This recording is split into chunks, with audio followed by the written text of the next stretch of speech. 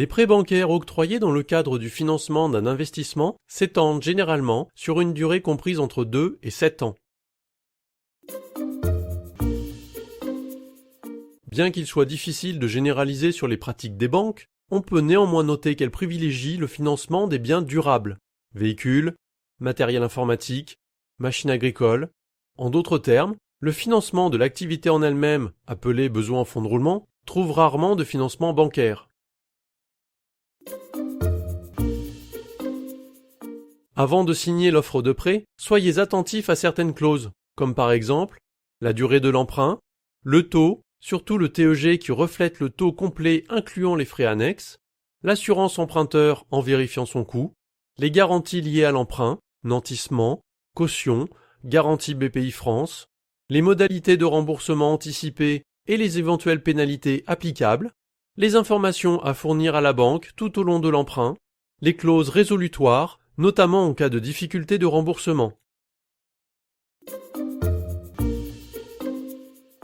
Lorsqu'elle octroie un prêt, la banque impose généralement au créateur de fournir des garanties ou sa caution personnelle.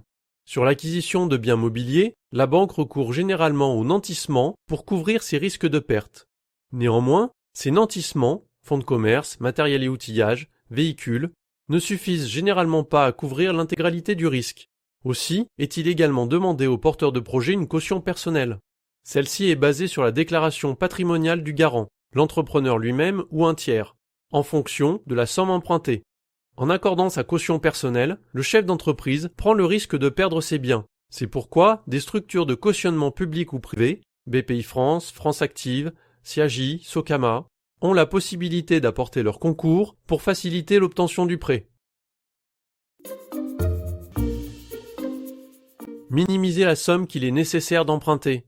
Le manque de fonds peut conduire l'entreprise à ne pas pouvoir réagir en cas de problème de trésorerie, dû à un retard de paiement d'un client par exemple. La banque peut éventuellement hésiter à accorder un nouveau financement ou une autorisation de découvert. Ne pas recourir à l'emprunt en pensant que ses ressources propres seront suffisantes au bon démarrage de l'entreprise. Il faut conserver au moins 20% des besoins de l'entreprise en capital, apport personnel, pour faire face aux problèmes de trésorerie évoqués ci-dessus.